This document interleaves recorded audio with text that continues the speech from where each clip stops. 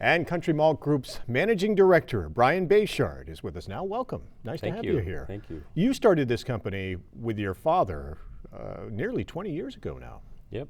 It was around 1995, around this time of year in 1995. How did it all come about?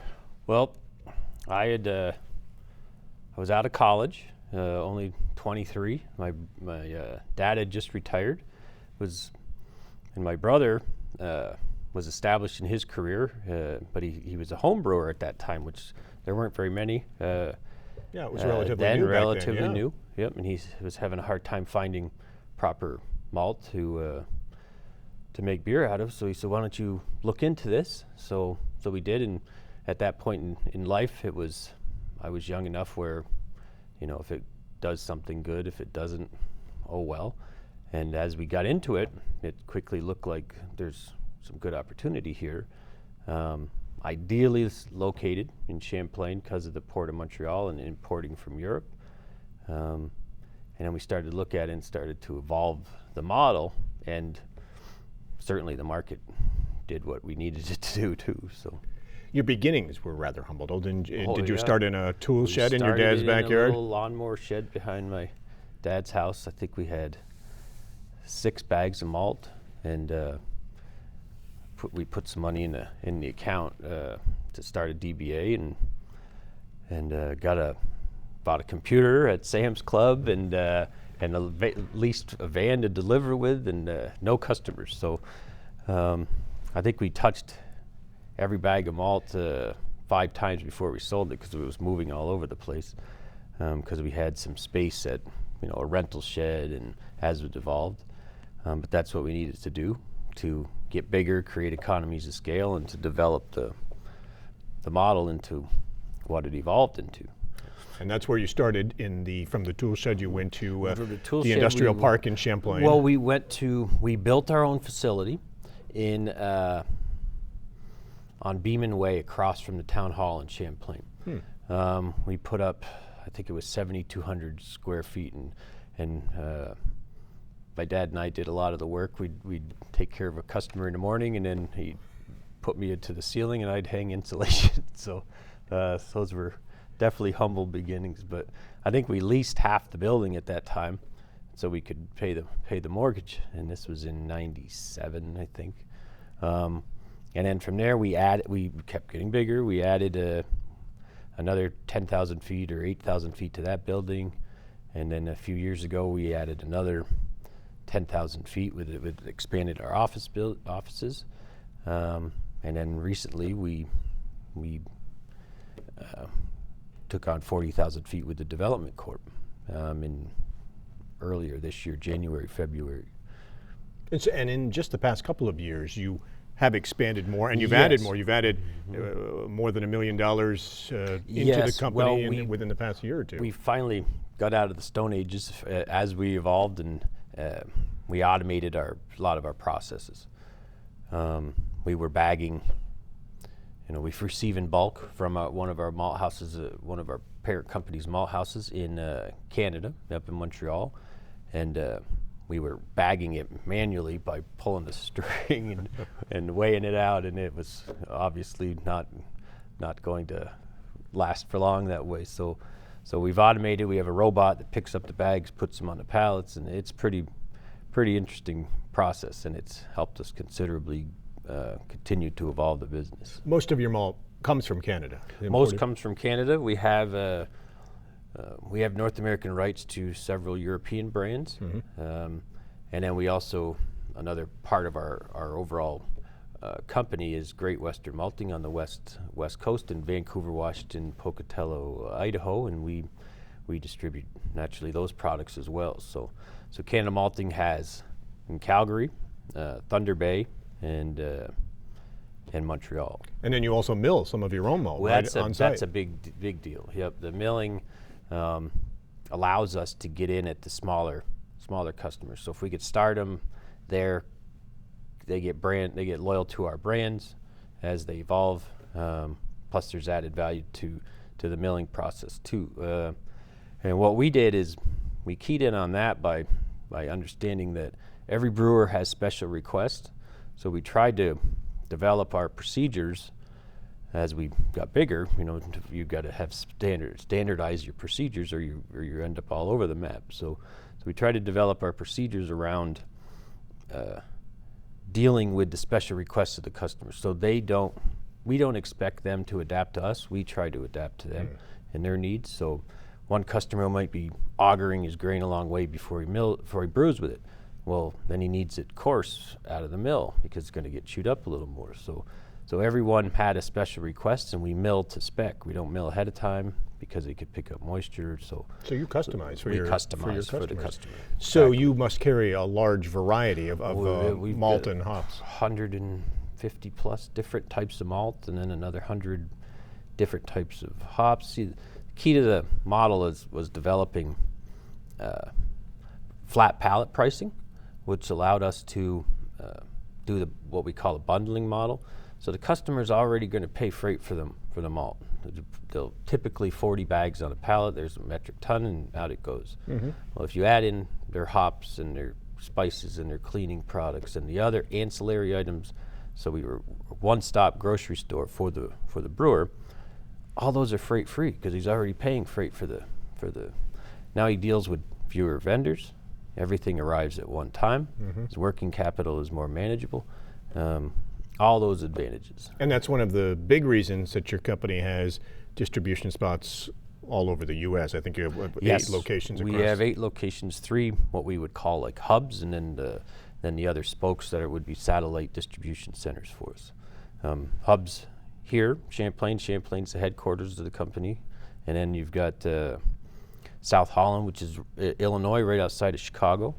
And then Vancouver, Washington, which is right adjacent to Portland, Oregon.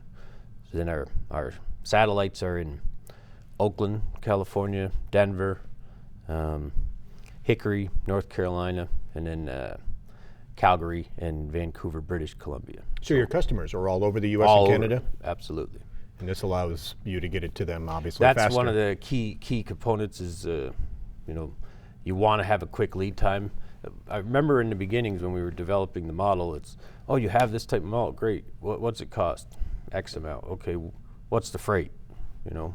So if your freight puts you out of position, what mattered to the brewer wasn't what it costs at my building, it's what it costs at his facility. What's the landed cost? So we looked at that and said, okay, how do we develop the brand loyalty and then give ourselves landed cost advantages with quick lead times? So where do we need to be to achieve that? And that's how this evolved into what it is now.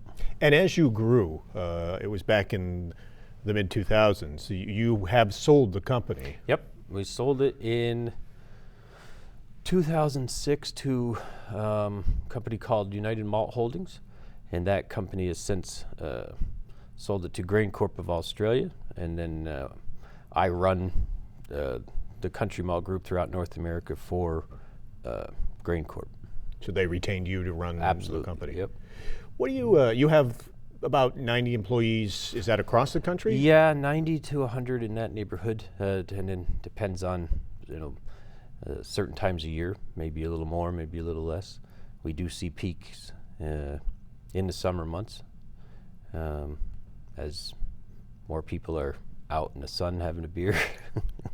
And really the craft brewing industry is growing. I mean, leaps Absolutely. and bounds it's almost growing every year. We've seen a contraction of the total beer in the U.S. or in North America, but craft beer has gone up considerably every year, 10-13% by volume. They're about 7% still small of the total production or volume of beer produced in the U.S. So there's still room to go, but we're getting back to the number of breweries is at or about the same as it was pre-Prohibition. Mm. Yeah. And for folks around here, they would probably recognize Magic Hat, Saranac and Utica. Absolutely. Yep. Do you also sell to some of the brew pubs who make their own? Yes, definitely. We try to have a good solution for the smallest brewer up to the Anheuser-Busch and the Miller size brewers. We also have a company that's part of the Country Malt division called Brewcraft.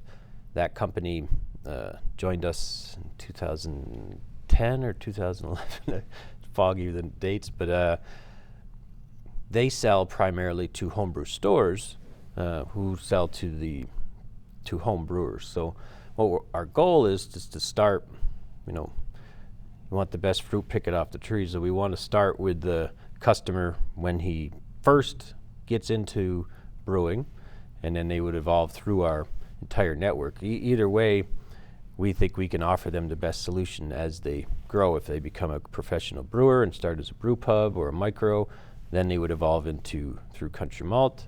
As they get bigger, they might evolve into a Canada Malting or Great Western to buy bulk, until they call it a day, and hopefully that they've stayed with our group the entire time. Most of your customers, the smaller brew pubs, the independently owned and operated? Yeah, yes, I would say micro size too, regional size brewers.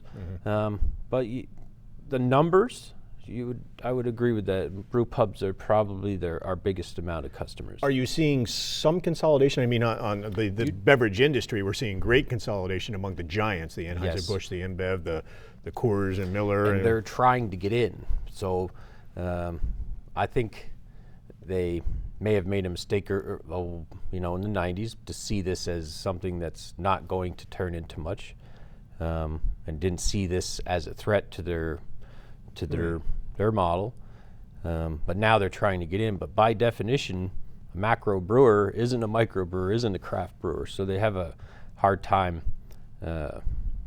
with that. I know they bought a brewery who's a well-established craft brewer in Chicago called Goose Island, to try to continue to find ways to get into and take advantage of the growing craft market. So you think we might see them? You'll see some more of that. Yeah. Yep. For your company, though, you're looking again at another expansion within the next year or so. Yes. You've moved into the new space in the industrial park, the Development Corporation's industrial park in Champlain, but you're already looking at expanding. Yes. Well, we've been looking at adding another 100,000 feet to our location in Champlain or thereabout. Space-wise, it's just running the numbers and deciding which makes the most sense. Same thing out in Vancouver. We just continue to evolve the business and want to make sure we operate in the safest possible manner for our people and to have the space required to do that. With the expansion in Champlain, would there be more jobs with it? I would expect that, definitely. We've evolved from maybe 5 jobs in 7 or 8 years ago to about 30 jobs in Champlain, 30, 35 in over a short period of time. So most of the momentum in the business has occurred over the last 10 years as we started to get bigger, started to gain economies of scale, and then the key is got out and talked to the customer and didn't expect them to find us, which was how it originally started.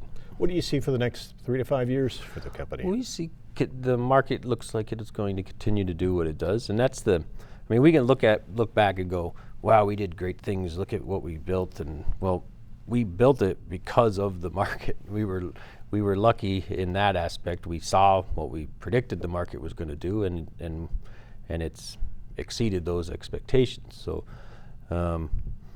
No business is successful if there's not a market to sell to. So we were very lucky. So that's what we focus a lot of effort on, knowing our market, what's the potential, where do we see it going, and then try to address or adapt to provide the best solution to those customers in that market. So we see it growing low double digits again for the next 4 to 5 years. I expect it'll settle out, number of brewers in the 4,000 range, and we're not there yet. So we're in the 2,600. So more to come. More to come. That's right. Brian Bayshard, thank you very much for taking the time to be with us. Well, thank you.